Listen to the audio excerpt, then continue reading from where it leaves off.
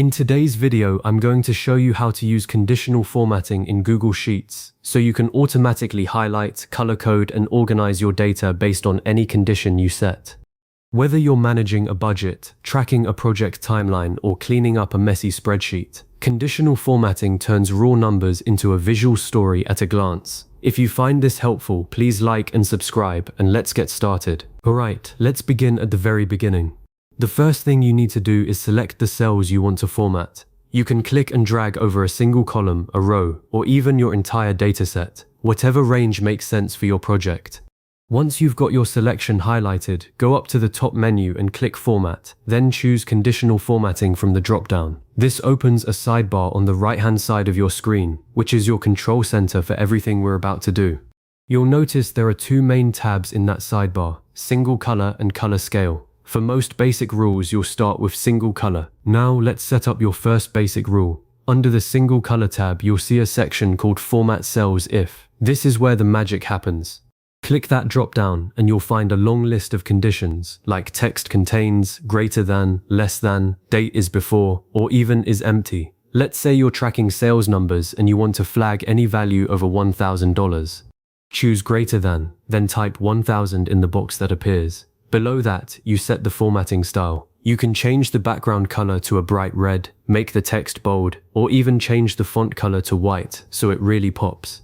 When you click Done, every cell in your selected range that contains a number above 1,000 will instantly turn red. The beauty of this is that the rule is dynamic. If you update a number later, the formatting updates automatically. A common pitfall beginners run into is forgetting to select the right range before creating the rule. So always double check that your selection matches the data you want to analyze. Let's take a closer look at some of the most useful conditions under single color. If you're working with text, the text contains option is perfect for flagging specific keywords. For example, if you have a list of project statuses and you want to highlight every cell that says overdue, just choose text contains, type overdue, and pick an orange background. Similarly, the is empty condition is a lifesaver when you're cleaning data. If you select a column and apply a rule that highlights empty cells in light yellow, you can instantly spot missing entries and fill them in. Another favorite is date is before, which lets you highlight past due dates, like invoices that are more than 30 days old. Just choose date is before, select exact date from the next drop-down, and enter today's date. Every date in the past will light up. One expert tip here, you can chain multiple rules on the same range by clicking Add Another Rule at the bottom of the sidebar. The rules are applied in order from top to bottom, and if two rules conflict, only the first one will take effect. So if you want a more urgent condition, like red for overdue and yellow for upcoming deadlines, make sure the red rule is listed first. Now let's switch gears and explore the color scale tab. This is one of my personal favorites because it gives you a heat map effect, perfect for spotting trends across a large dataset. Under the color scale tab, you'll see a preview with 3 color stops, a minimum, a midpoint, and a maximum. By default, Google Sheets gives you a green to red gradient, where the lowest values are red, the middle values are yellow, and the highest values are green. But you can customize each color by clicking the color swatch next to each stop. For example, if you're grading test scores, you might want a blue to red scale where high scores are blue and low scores are red. You can also change the value type from percent to number or percentile depending on how you want the gradient to distribute. If you choose percentile, the colors will adjust based on where each value falls relative to the other values in your range, which works beautifully for data with outliers.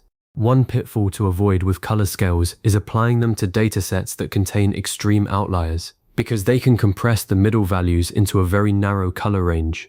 In that case, switching to a number-based scale and setting a custom minimum and maximum can give you a more readable result. Once you've built your rule, whether it's a single color or a color scale, you can always go back and edit it. Just click on the rule in the sidebar, make your changes, and click Done again to save. You can also delete rules that aren't working for you, or rearrange their order by clicking the 3-dot menu next to each rule.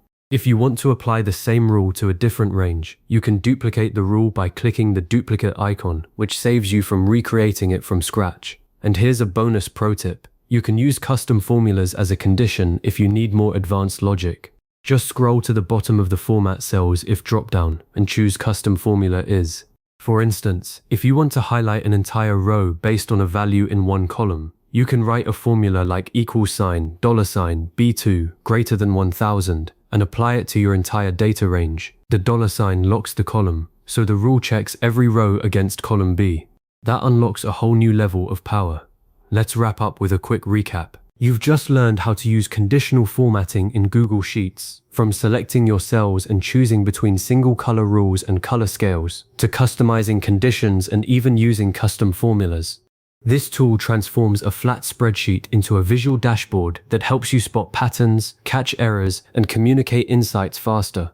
As a next step, I encourage you to experiment with layering multiple rules on the same dataset and try out the color scale on a monthly budget to see spending trends at a glance. If you ever need to revisit these steps, just save this video or bookmark the timestamp for the section you need.